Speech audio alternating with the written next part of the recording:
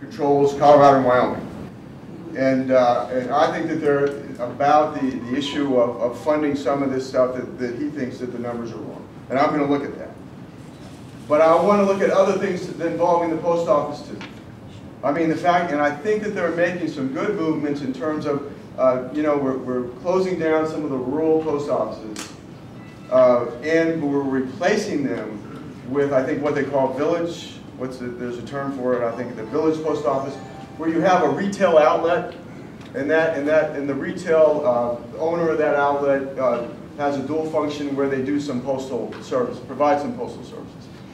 We really need to expand that, and what the post office needs to do is look at its unproductive routes, unprofitable routes, and say, you know, can we do that in the same manner to private contract entities and oversee that? And I do think, and I do agree with the post office in terms of that we're going to have to give up Saturday delivery. I mean, I just think that it's just too costly, and it will bring things back into a better balance. Next question. Leo Johnson from Littleton.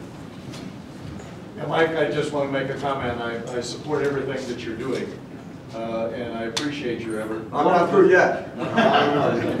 One of the things that I would like to bring to your attention, sure, that is going to affect everyone in Colorado that is in a special district. And this facility is a special district.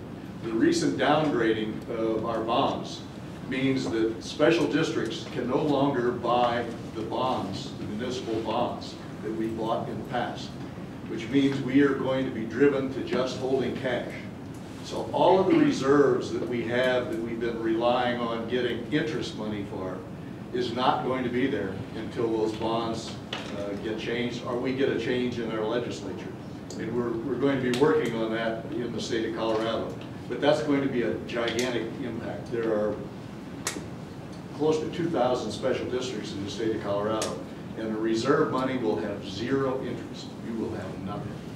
The question is about special districts. I know I have a meeting set up in the district office about that, and how the downgrading of U.S. debt yes, trickles down and affects special districts. And so I know I've got a meeting with your association coming up. I believe it's next week in the Lone Tree office. Next question, please. LaDonna Thomas Benson from Golden. Good morning. Thank Good you morning. for holding this meeting so that we have a chance to share our views. Sure. We have communicated by letter. I am one of those Americans who believe in shared sacrifice, and I believe that even though I am not of the wealthiest, that I am willing to have my taxes raised so that people who have less than I have a chance in this culture of people who seem to want to protect their own toys rather than sharing like we were taught in kindergarten. My taxes pay for your salary, my taxes pay for your health insurance, which I suspect is better than my health insurance. Yeah. And it's the same as mine.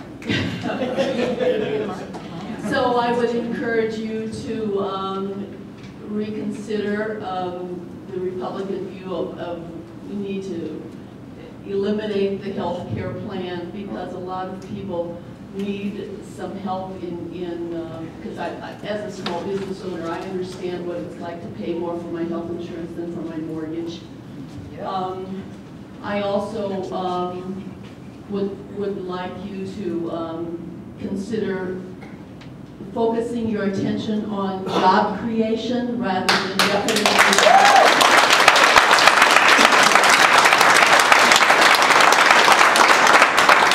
Unless people in this country have jobs, our economy will not grow, because everybody pays taxes, but if you don't have a job, you can't pay your federal taxes. And I'm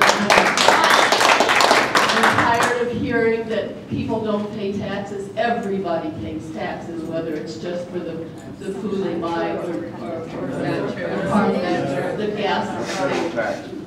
But if you don't have a salary, you can't pay federal taxes. So I would encourage you to start compromising. That is not a dirty word.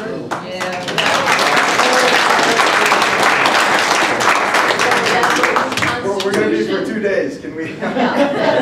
answering your ones, we want to get to some other people too. But thank you. So I mean, there's a lot of stuff down here. So let's start out. I think let's start out with the tax question then.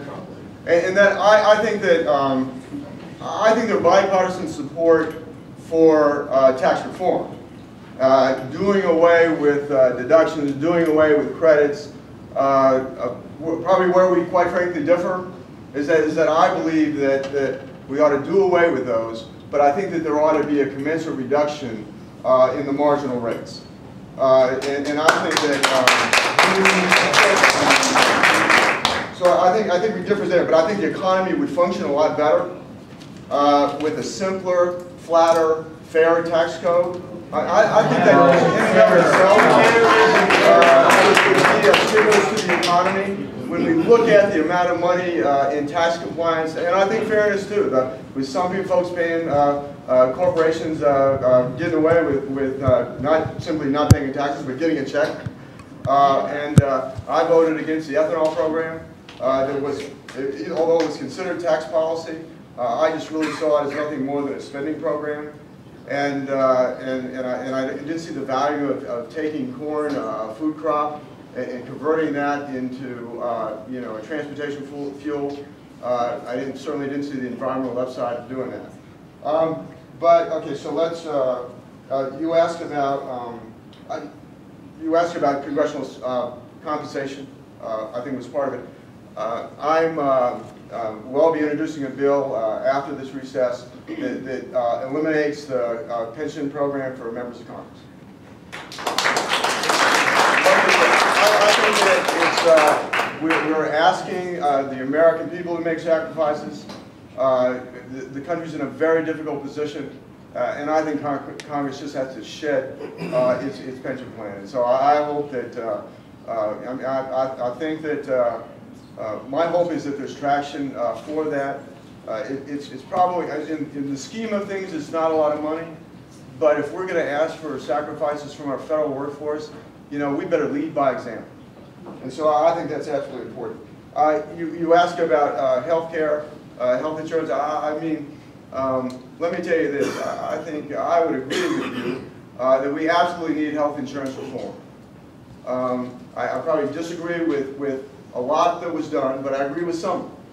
I do believe the President is right when he talks about that we ought to have national standards about pre-existing conditions and portability and those issues. And I think one of the problems that we have with insurance today, health insurance today, is I think it was around 1946 or 1947 that the Congress of the United States made a decision that health insurance regulation ought to be done all at the state level and not at the federal level. Well, I think that we have such a fragmentation from a regulatory standpoint, and that's where we get the consolidation that's unhealthy. I think particularly in the health insurance market. And so I think what we need is a national market, and I think we need some national standards. But I believe that we ought to be able to purchase insurance across state lines, and small businesses ought to be able to band together to purchase health care and get the same discounts of larger corporations. And I do believe we got to deal with medical malpractice reform. That's right. I think you asked about job creation as an issue, and I got to tell you, it is enormous. It is a stress on so many American families right now that it's just hurting. 9.1% unemployment rate. 9.1% unemployment rate. Post-World War II American history.